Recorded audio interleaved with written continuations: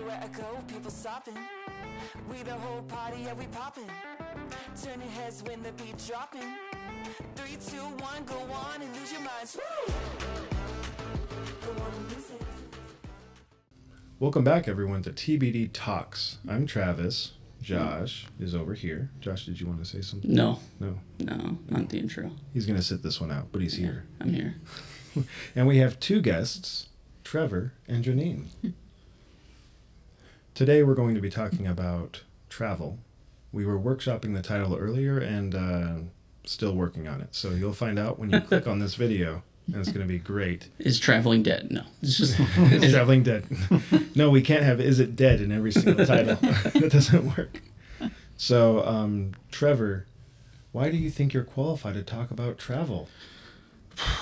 I've thought a great deal about it, woven some philosophies about it and some theories, which thank you for having me on, by the way. I'm happy to talk about. I've traveled on 6 continents and dozens of countries. I've been very fortunate in that regard. And I feel that it is not perhaps for everybody, but for a great many, including tragically many people who wind up never going abroad, a great enhancement, or at least potentially, to their lives. What does it feel like when you did your first traveling abroad? Because I've never even left the country. I wish I did, but I don't even have a passport, so I don't know the first thing about going to other places. But I'm assuming it's like some crazy memorable first time. Like, this is nuts. I was 17. Well, unless you count a road trip with my family when I was 11 to Canada, but that doesn't really count. I was 17 the first time I substantively went abroad for 3 weeks in 5 European countries between my junior and senior year in high school. Jeez. And I knew at that time what I already knew before I did the venture, that I just absolutely loved the notion of travel, what travel represented in my imagination, and what I knew it would be in reality when I undertook the venture. And like so many teenagers, school is, at least it should be, largely revolving around academia, and that, of course, in part speaks to history and geography, art, architecture, culture, the very things that founded Western civilization.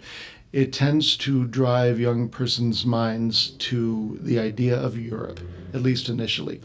That's why it is most people's first trip abroad, is to go to Europe, understandably. And when I was young, it was, in my mind, all about Europe at that time, and the trip solidified that in my mind, and had more fun than I'd ever had in my life, had the time of my life, certainly more freedom than my parents ever allowed me back at home, and the chaperones were pretty lenient on this trip, and so we got into all kinds of mischief, and I mean, they had beer vending machines in the hotel in Paris, for heaven's sake. Man, that's pretty cool. It was, how cool is that? Paris hasn't figured it out. That's awesome.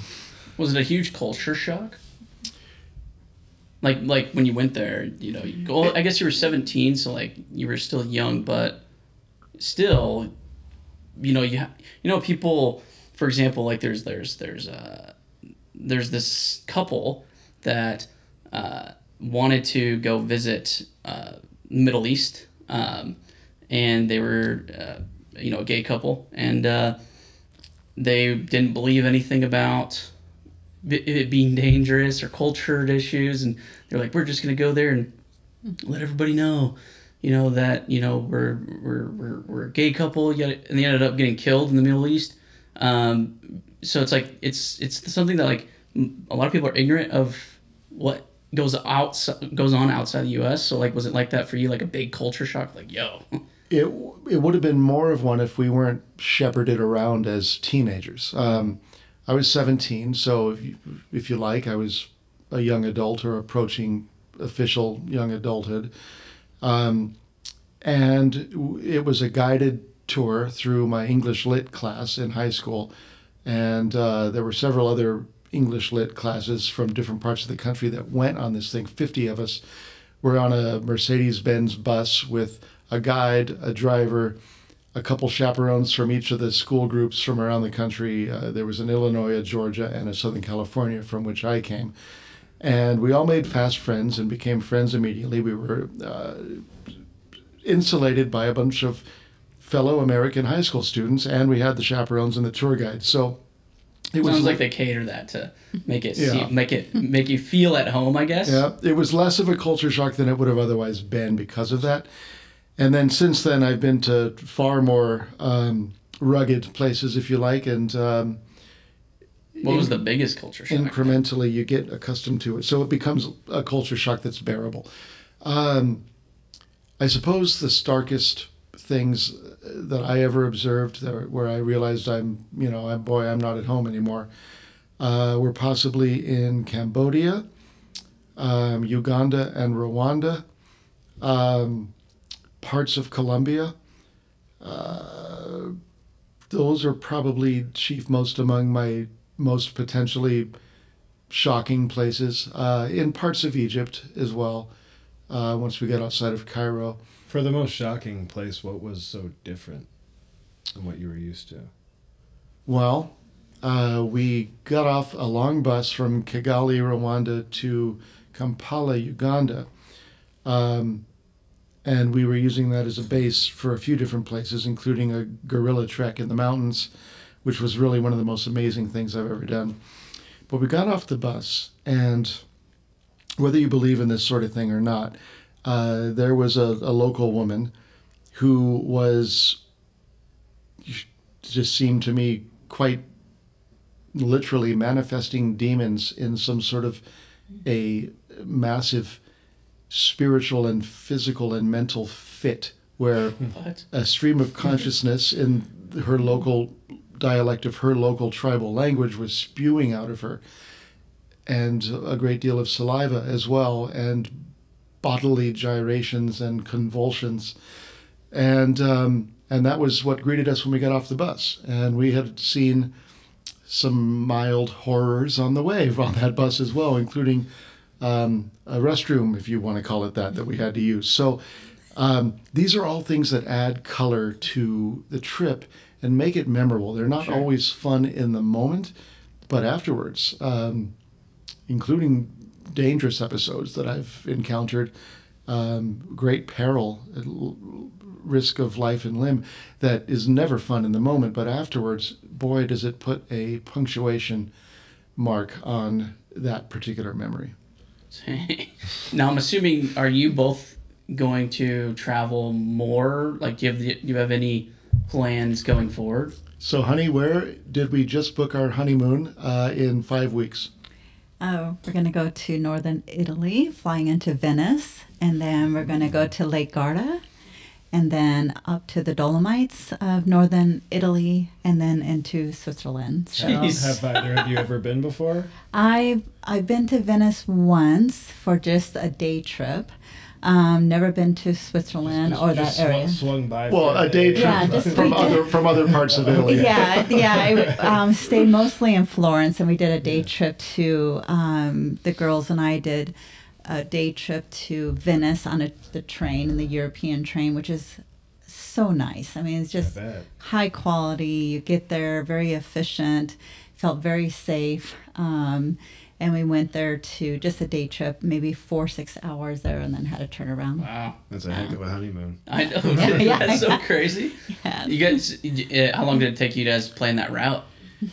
Well, it's fairly easy to build the exoskeleton of a trip and then add flesh to it after the fact. So we chose our arrival city of Venice and our departure city of Zurich. And then we had to determine the itinerary between those two and how many days we'd be in each place. I feel like nobody talks about the U.S. like that.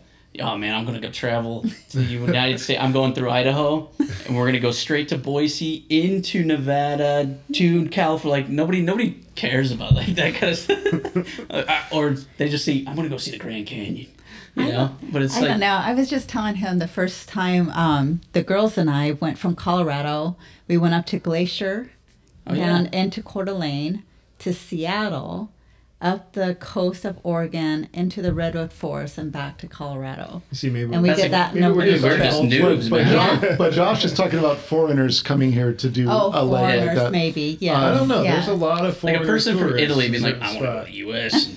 I have noticed this. A lot of Australians will come and do the Los Angeles, Las Vegas, San Francisco triangle, Oh, and hit those three, and then head Sounds back like a home. wild sad. time. Yeah. And that makes sense. It is still. I mean, I guess it is still an experience, right? Going to Yeah. like Vegas, because I mean that's just a place of itself, anyways. I mean, Yeah, we were in Vegas like a year or two ago, and that was my first time. And it's like, you know, someone who grew up in Coeur d'Alene was like, oh, cool, it's the city. It's like, oh, diversity. It does exist. There are more than just all of my... So what would be like? So for you, like what does traveling do for you mentally when you're out there? Because like for example, you know, nowadays there's like, you know, guys. There's a big trend to go find an Asian woman, you know, to marry. So like a bunch of men are going to other countries like Japan, China, Thailand, yeah, and meeting women there because the women are just so much different from here, right? Where they're respectful and they're, you know, there's just a huge like feeling like they're owed stuff by men automatically kind of thing. Like they're very respectful to their partner and you know, people, and they're actually quite good looking, right? But U.S. men are very attractive to you know, people in other countries, or specifically Thailand and Japan. But like that is a good thing where like people go there to change their lives entirely. You know, like they're lonely here. It's chaos. They can't find, you know, a good partner, and then they move, and then they're just so much better off life-wise, where they just feel clarity. There's a lot of TikToks of people that I follow of like dudes that just up and leave just to start a life with a woman from Japan or anywhere in Asia, and they said they're mentally better, like, you know, they feel better, they're confident, and, you know, yada yada. So like I'm assuming traveling kind of does the same for both of you, where you go and you're just like, it's like a calming thing, or is it more stressful? Well, interesting you brought that up. First off, there's a great many, I suppose, Americans who will go abroad to be an expat, whether it be with their Japanese or Thai wife, and remain living there for the rest of their days. Or a great many of them, of course, as we know, will bring that wife back here, which opens up a whole another line of interrogatory into what's happening culturally inside our own country, where there seems to be incompatibility between the sexes. That's a whole nother podcast. But yeah, next week on TBD Talks. I myself developed early on what would become the distillate of a philosophical principle that I call travel theory. And travel theory states, in short, I'm very proud that this is my own brainchild, and I have found it again and again to be true, that the thing that you did at age 15 or 16 or 17, that was the first time you ever did that thing, and you were filled with this fervor for life itself. You couldn't wait to get outside, and you were just filled with an absolute adoration of living, and you felt the life force within yourself, and everything was exciting and everything was new.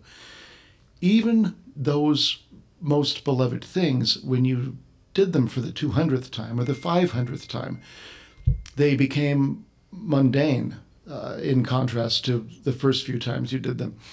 So that life itself seems to lose its luster in a sense. And you think about the term world weariness and the concept of older people who just grow weary of life in this very world.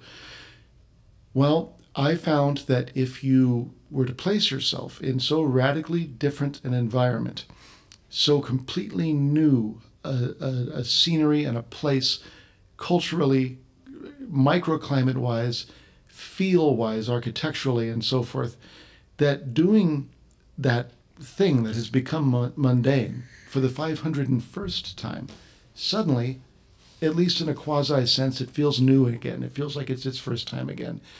And so you actually can attain that, if you will pardon the turn of phrase, lust for life that you had as a young person, again, even in your 30s, 40s, or 50s, if you do it in so radically a different setting that it almost tricks your mind into thinking you're doing it for the first time again. Yeah, I've heard of that. I've heard of because people feel like time speeds up the older you get because everything becomes less and less remarkable. You've done it before. It's all the mundane of life. But when you experience something new for the first time, like a child, everything is new. Then it actually makes that extra little wrinkle on your brain where it actually registers and you actually, time stops again for a moment. It's a good way to put it, actually. Yeah, because nothing's really remarkable anymore when you're going through life. I mean, I guess that, like, when you go through work or, like, get a promotion or get a new client, we're like, yeah, and then back to life. So, I mean, that's a good way to put it. Well, and I've also heard that I forget what it's called. You guys could probably help me out with this. It's when you near the end of the trip. So we discussed this before the podcast this evening.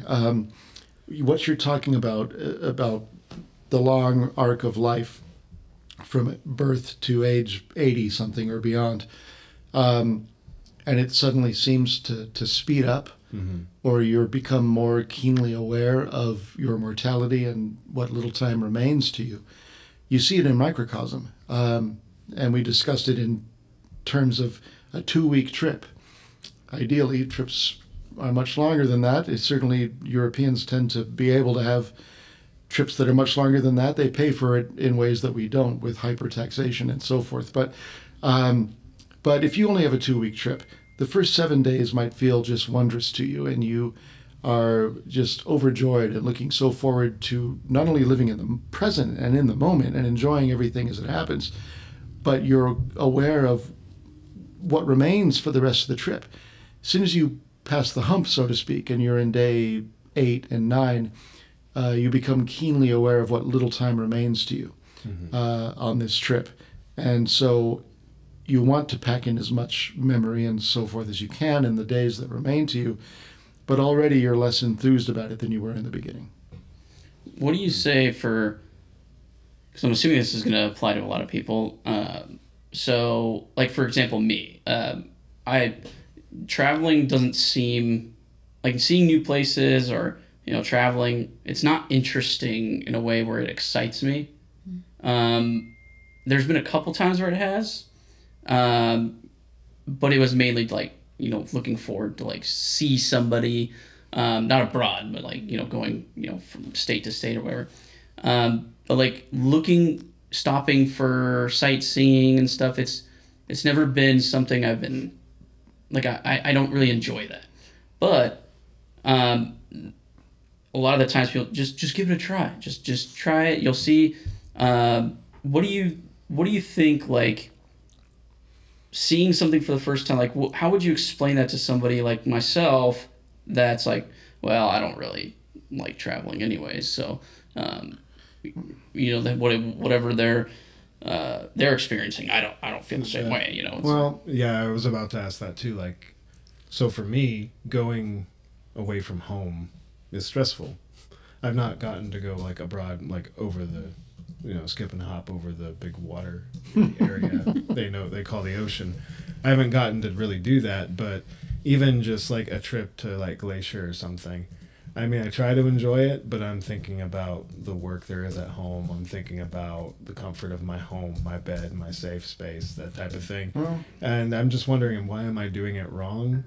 I suppose it's a matter of, it's a mixed bag. Yeah. It's a matter of priorities, but that itself implies that it's a matter of someone who would place priorities in such an arrangement that speaks only to their makeup as a person. So I falsely believed as a younger person that everyone was a traveler, whether they knew it or not. Everyone was a potential lover of travel, whether they never left their home state, let alone their home country. And And tragically, just many people never came to realize it. I have since learned that that is not true. I once, shortly after that, uncharitably believed, perhaps unkindly believed, that someone's propensity to want to travel spoke in direct correlation to their intelligence, meaning that someone who is content to languish in their own small homestead the rest of their lives and never go outside their county is someone of low intelligence quotient. And I have since revised that opinion. I think that generally more creative persons want to travel more. I think that being more of a right brain instead of a left brain person inclines one toward risk and adventure and the sorts of things that are less staid and less stable, if you will. And also, speaking of priorities, if I've always felt that if you live beneath your means, you'll always be rich no matter how little you make. And if you live beyond your means, you'll always be poor no matter how much you make. So if you're able to save enough money to give yourself a buffer, suddenly those concerns that you referenced about, oh, I've got this at home, I've got that at home, they will largely melt away. And you're able to enjoy going abroad. And I know a lot of fellow travelers who aren't happy unless they have perpetually some trip booked. They'll get back from one and immediately book another, even if it's 7 months off. They get hooked. Or they'll even have 2 booked at once and they haven't even gone on either of them yet. And it's something essentially for them to constantly look forward to and consequently give them motivation for life. So no, I now know that not everyone is meant to travel and go abroad and have adventures. God makes each of us differently for very good reasons in his preeminent wisdom. This world can't function without every single type of human being he put in this world to carry on every sort of task that there is to carry on in this world. And not everyone is given to travel and adventure. And I've been very fortunate, and I am eternally grateful that I have been able to do what a great many people wish to do and still can't. Mm-hmm. Well, if you were to you go. If you were to make a pitch for people to at least try, though, to discover whether or not they are, what would you say to them, and where would you suggest they go? I would tell them an First time anecdote world of my having been abroad, and then I would tell them, if this fires your imagination and puts a seed of yearning within you, then you're a traveler. Even if you've never gone anywhere, you're a traveler born. You are a born traveler. So let's talk about how we can get you there.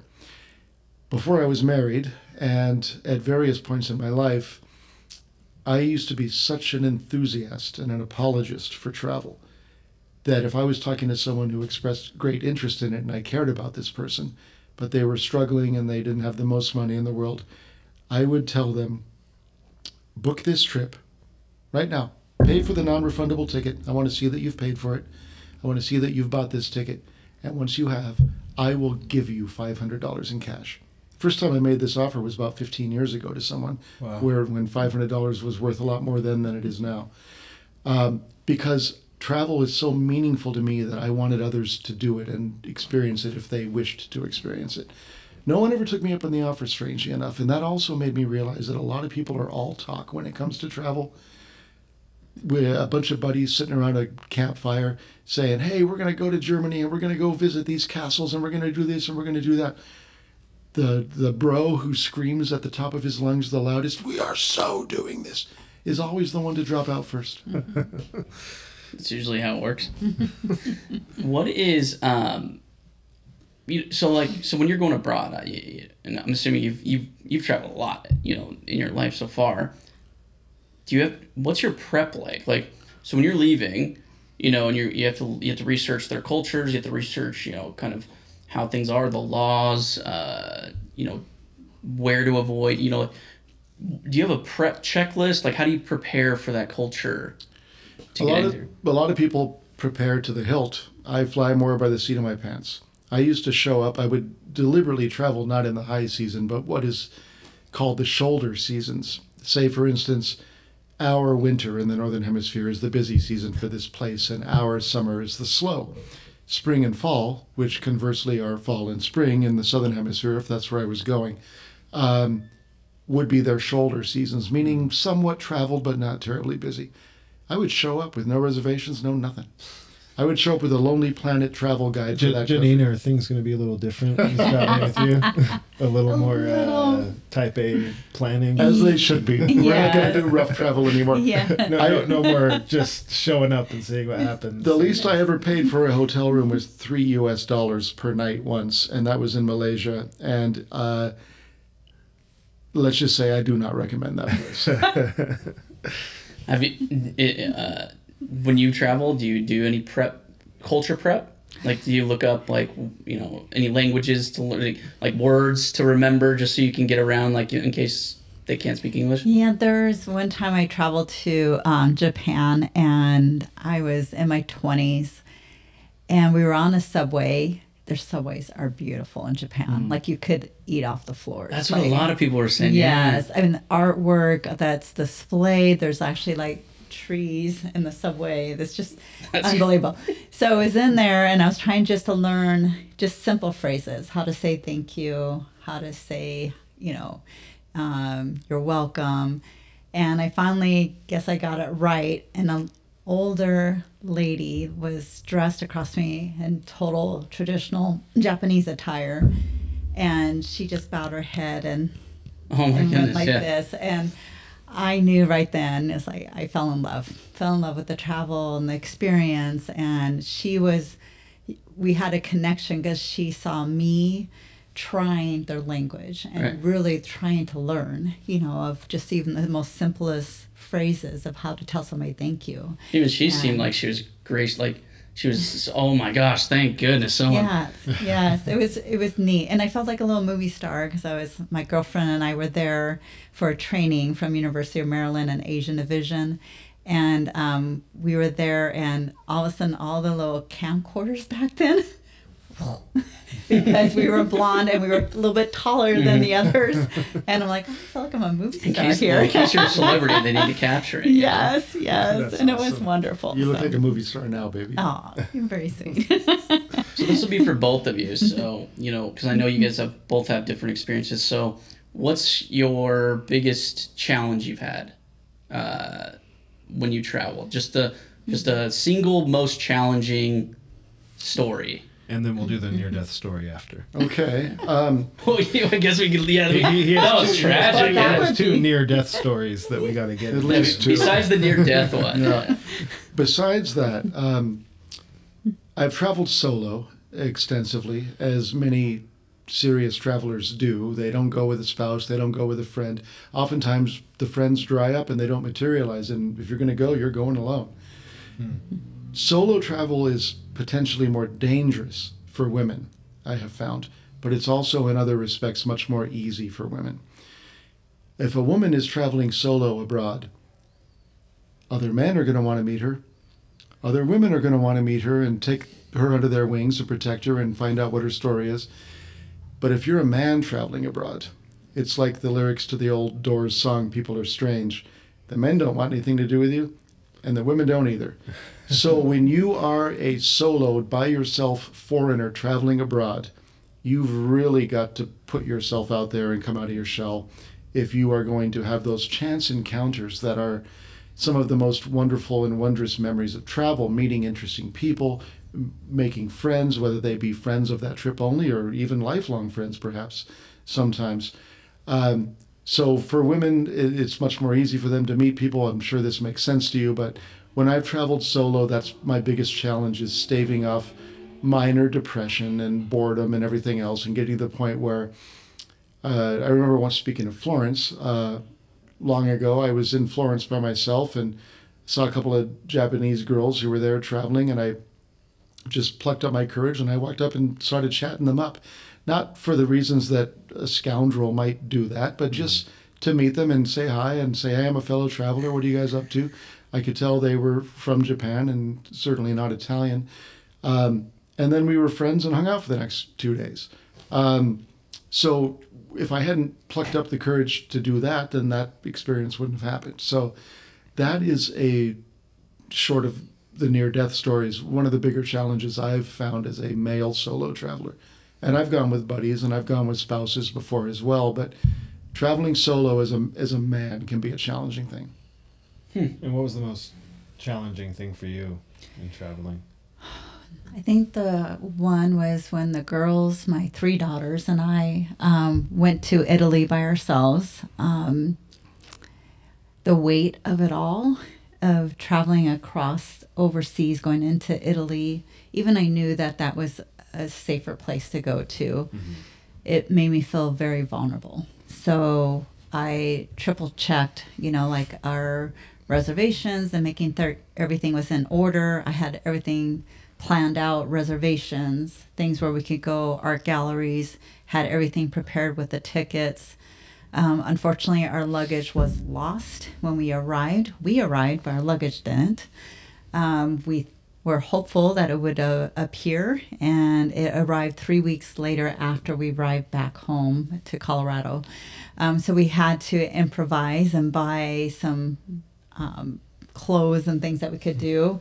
That we were there in Italy, that was unfortunate, but we had the best attitude with it. But I think as a woman with 3 daughters, it made me feel a lot more vulnerable. All of a sudden, not having a male presence there, having my I was just more on alert as a female, just to make sure nobody was scamming us, making sure everyone stayed tight, make sure your purse is near you, and not being taken advantage of in that vulnerable state. So. Oh yeah, and with the girls, you're also in parent mode. Yes. So you're trying to experience it, but also trying to protect. Exactly. And provide and. I couldn't relax as much on that trip. Right. So, I imagine not. No. How do you prepare?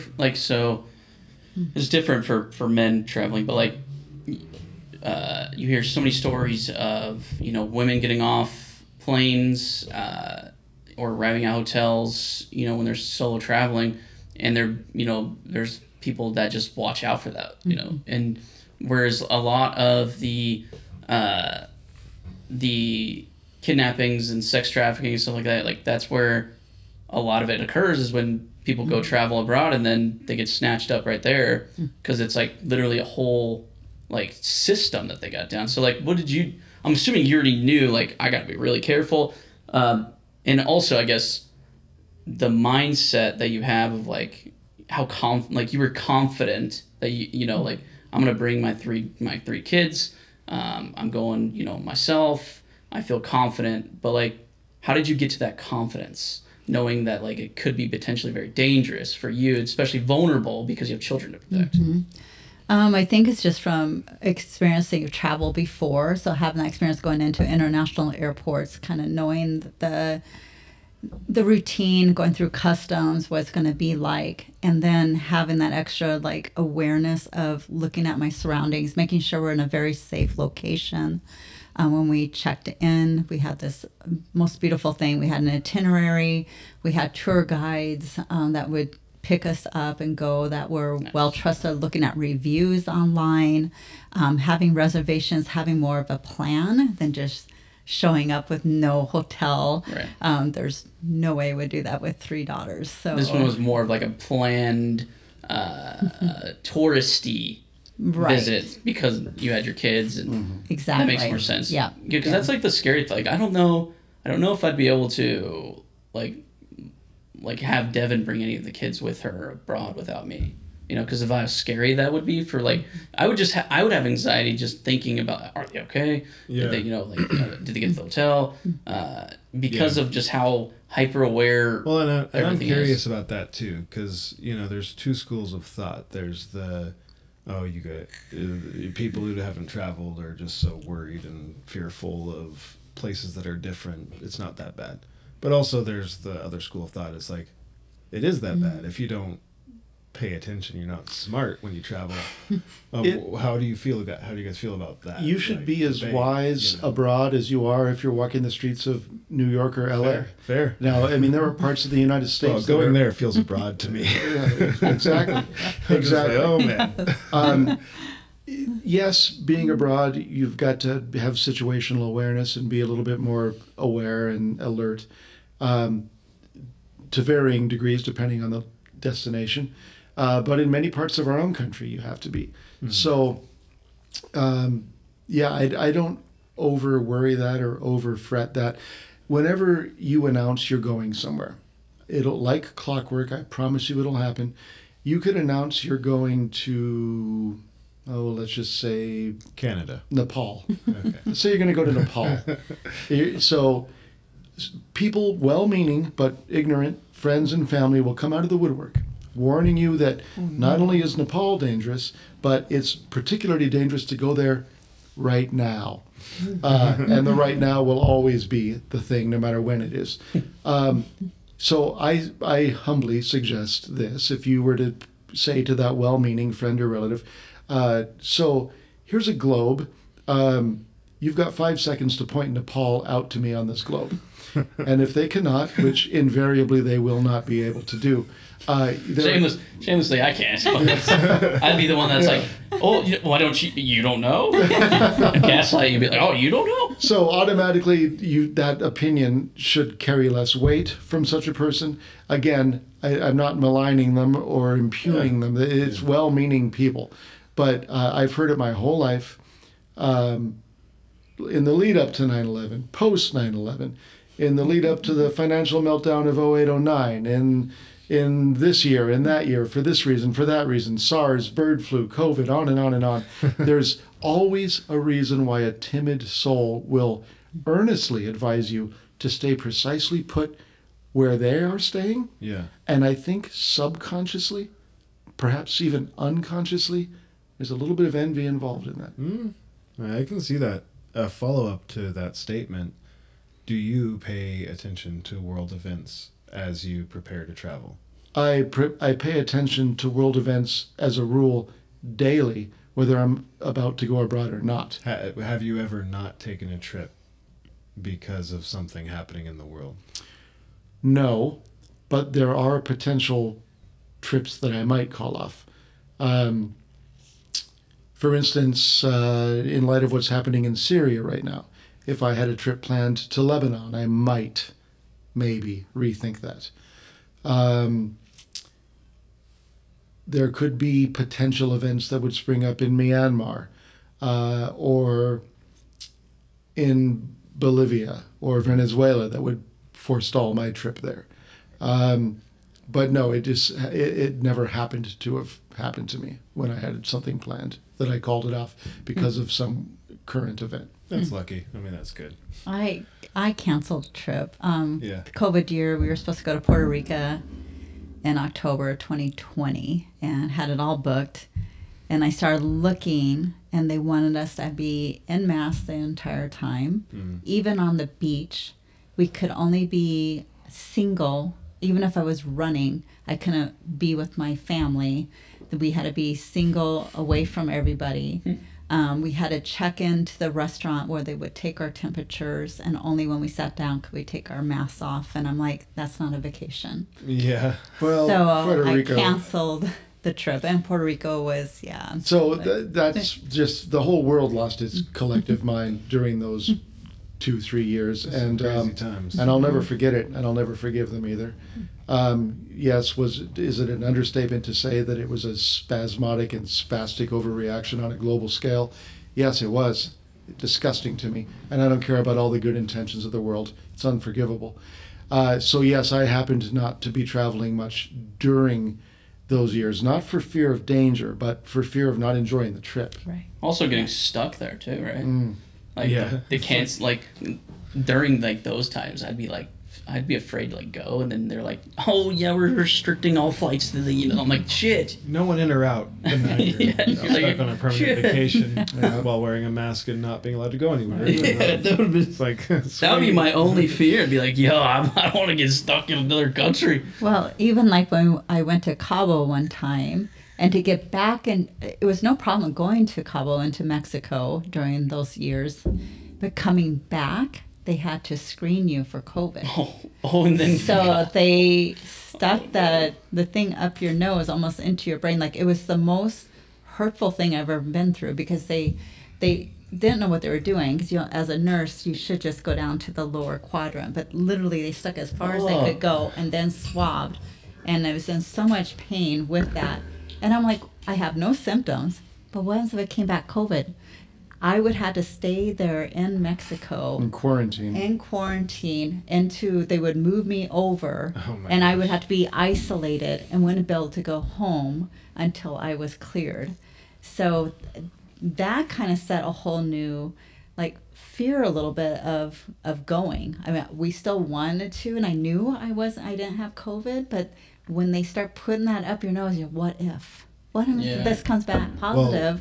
And I'm not even. Or if the person testing you has it, and he's just everybody's failing. Right. Well, when nothing in the world is normal and everyone's making up rules by the seat of their pants, like, I wouldn't trust. I mean, I didn't trust all the rules coming out in America, much less abroad, where I don't know the rules anyway. You know, it's like, oh, new rule. It's and like, it was the rules as an American to get back in the United States. I had no problem going out of the country. It was going back to my U.S. Yes, putting that on you. Yes. So before we run out of time, near-death stories. Well, there's two principal ones. There are others. Almost being blown to my death on the precipice of a crag of the high Andes in Patagonia in 60-mile-per-hour gusting winds is a story worth telling. But I think the better one is one that I related to you a few days ago. And we were whitewater rafting in the headwaters of the Nile, just north of Lake Victoria in Uganda, East Africa. Dude, that sounded so fucking cool. Like, I'm gonna be real, dude. Like, I can never say some shit like that, dude. I don't know. That was just, skydiving. Yeah, dude. Like, that was dope, man. Tallest mountain in the world. And Thanks. It was a cool trip, and it will always remain one of the best trips of my life. Well, the Ugandan government was celebrating 50 years of independence from Great Britain. Seems like a strange way to commemorate the event, but the president of Uganda decided, as part of the celebration of the 50-year anniversary of independence, to release more water from the dam than they typically do. So that seems... Wait, what? Yeah. Wait, what? Hey, let's let it flow. That is a weird fucking... I know. So he just let the torrents flow, and we were a few miles downstream from the main dam. And we were outside of a town called Jinja, which is kind of like the Riggins, if you like, for an Idahoan of Uganda. There's a lot of rafting adventures that start from there. So the whitewater was high, the water itself was high. And I remember we had to portage around grade 6 rapids at one point because they're survivable. We put the raft back in the water, and there were about 7 of us in that raft. And then we started shooting more rapids, and we were approaching some grade 5s. The raft was upturned and upset, and over we all went into the water. I myself, for a long time, thought that I had been sucked down into a vortex and held there, despite my life vest, which surely saved my life. I now know, and I just realized it in telling you a few days ago when we were talking about possibly doing this cast, that it wasn't that. I went over the side in this upturned raft in white water, so white that it was almost half air, half water. I sank right to the bottom for that reason and that reason alone, despite my life vest. That's how white the water was. So then I remember, after I gained my wits and my bearings, I was looking up. The water was clear enough at this point because I had been swept a little downstream from that white water, but I was still held deep down. I remember looking up and seeing the surface 6 or 7 feet above me. But for some reason, kicking and clawing frantically at the water, I could not quite make the surface, despite my wearing a life vest. Without it, I surely would have drowned. I remember slowly making progress and furiously kicking and fighting to get to the top. And then suddenly, involuntarily, against any conscious will of my own, because I just couldn't stand it anymore, I took a tremendously deep inhalation, because I could do no other. Now, I didn't know if I had broken the surface yet or not, but I broke it by probably millimeters, and air came into my lungs. And so I escaped death by this much. Now I was swept downstream where all of the others in the raft had also been swept downstream before me because they hadn't been held down as long as I. I just went over in a very unfortunate spot. And they had clambered out onto the shore at the place where we were supposed to disembark. And there was the local Ugandans had cans of local Ugandan beer. One thing I have discovered is that any place that's a former British colony brews beer to this day, and some of it's surprisingly good. So I clambered out minutes after them and explained what had happened to me, and I at first was terribly upset. I had almost died. But within minutes, I had already classified it in my mind as a very memorable and very worthy travel story, was already recovering, and started eating my sandwiches and beers right then and there. Did that make you want to chase danger after that?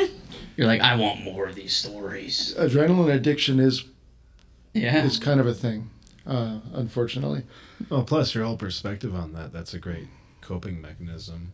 When the shit's hitting the fan for me and the car's broken down and then my car keys get locked inside the house and then it starts to rain, I just kind of look up and I'm like, this is a good story. I'm gonna have a good laugh about this later. And it's just like I can't even recall them because I think I've repressed them, but there's been moments where just everything that could go wrong went wrong in a row, and I always, like, instead of just flying off the handle, I end up saying, oh yeah, this is the life is a comedy right now and it's hilarious. And I just move on to the next thing.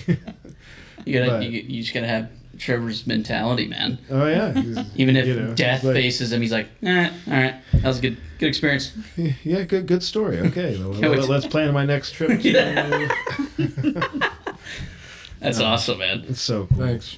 Yeah. So, kind of to close it off, what do you say to somebody who hasn't traveled, wants to, but maybe fearful to pull the trigger? What do you think about do you have a suggestion of a good spot? What do you think? I think the spot should be chosen by your heart's desires. If you're a little timid, choose Western Europe. If you're a little more adventurous, choose Eastern Europe. If you're a lot more adventurous, choose South America, Africa, or Southeast Asia. And if you like Japanese culture, choose Japan, and so forth.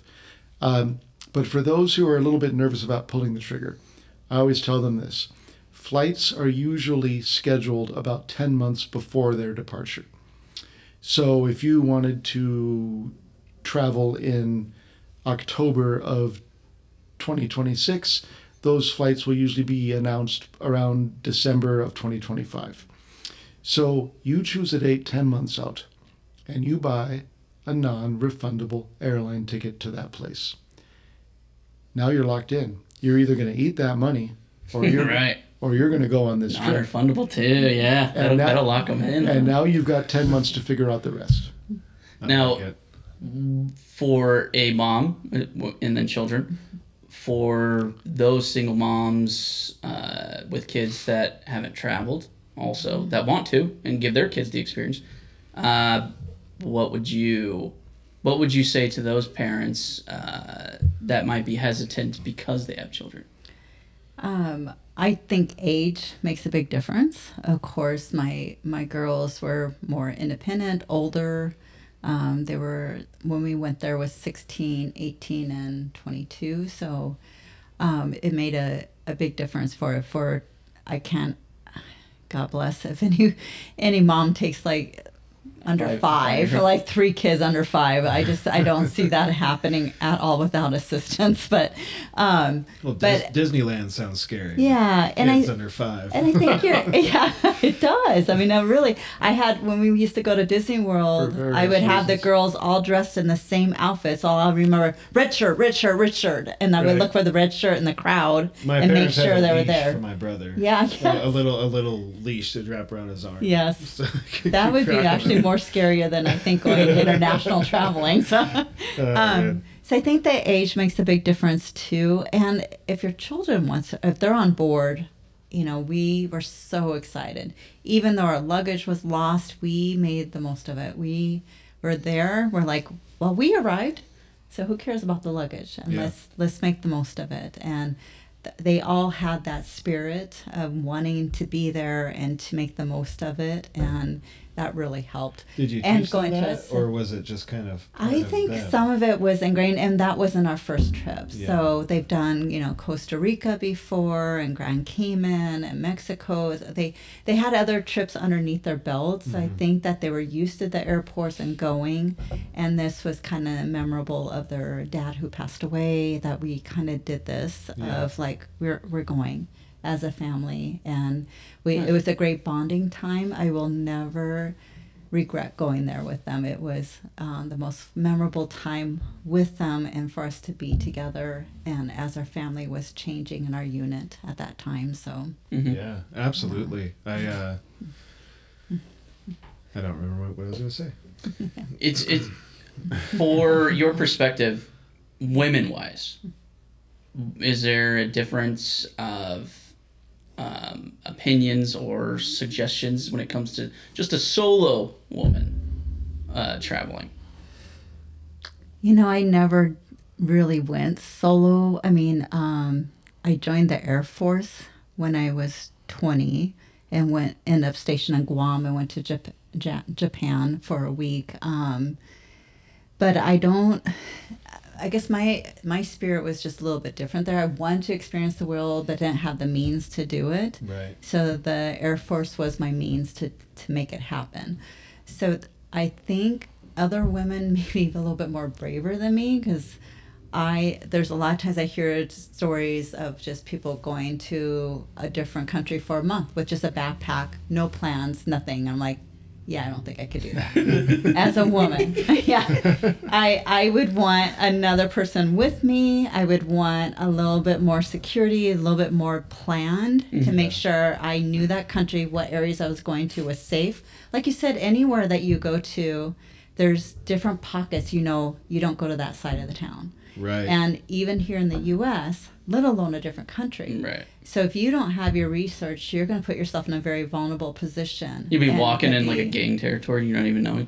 Yeah, And right. I've done that myself. From gosh. what I've gathered from you guys is like, go confidently, but research and actually know what you're walking into.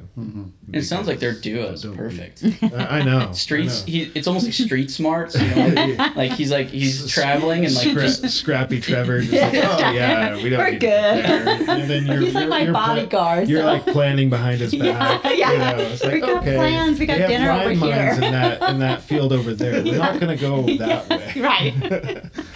that's awesome. To your point with the with your daughters, like them having such a mature reaction to the lost luggage, it just makes me think of what I've always thought, and I know I'm speaking as a not necessarily world traveler here, but every small trip I've taken, it's the company you keep. If you take people with you that are all just absolute downers. Oh, And once there's the mix up here, or the thing that went bad here, or my shoes got dirty, and if you have people sitting there just complaining nonstop, and you're trying to like seize the moment and enjoy your time. Yes. I think that my suggestion to you future world travelers that have been converted by Trevor and his beautiful Janine right now is if you're going to travel, take people who can enjoy the traveling. Well with you. said. Yeah. Well said. and adapt to Yeah. And adapt. situations. You need to Gosh. pick your tribe. Yes. Really, you need Yes. to, because my sister did that. She went to Mexico with a whole bunch of group from high school and their friends, and they would just sleep in till 2:00. And she's like, but we're going here. Like, we're going to have this plan. And they just really wanted to just drink cervezas on the beach, and that was their plan. And she was like, no, we're going to go over here and and experience the country. We're not going to just stay at the resort. And Oh, that's a good So, point too. yeah. Kind of going with Kinda the go- same intention. yes, It's like people who go camping just to get completely sloshed, and the ones Yeah. that want to fish and enjoy the nature, not necessarily, Yep, you could stay at Get home for that, schmattered. like, yeah. Right? Yep, Yeah, exactly. Yeah, pick your tribe for sure. So, Well, thank you guys so much for being on. Thanks for having us. Yeah. I think we're going to wrap it up. I do want to say real quick that this episode is sponsored by Terroir Fine Wine in Coeur d'Alene, Idaho. Trevor, Tell us why about don't it, you Trevor. Tell us a little bit about Terroir Fine Wine and the wine thank that you. we're drinking tonight.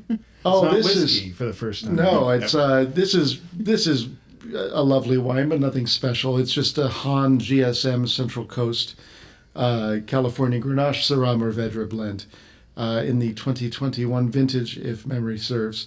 But mine is a small fine wine shop where I also host weekly tastings on Thursday evenings and special events throughout the year. I like to think that mine is the most dynamic small boutique bottle shop in the 5 counties of the panhandle of northern Idaho. But you can find out more at winecda.com, or you can follow me online on Facebook or Instagram at Terroir Fine Wine. So thank you guys. That's a great domain to log down to. Yeah, TBD.com. That's right. We're going into the marketing zone That's here. right. Awesome. Well, again, thanks you guys. Thanks. This is a great episode. I'm sure, our 4 listeners are going to enjoy Yeah, right. travel. Well, You know who you are. This one's going viral. yes. It'll be Trevor's story that goes viral, and then we'll get another 2 million views on that one. We didn't even mention Coco Melon. Dang it. Shoot, we forgot. Awesome. All right. Thanks, guys. Thank All you. right. you. See you guys later.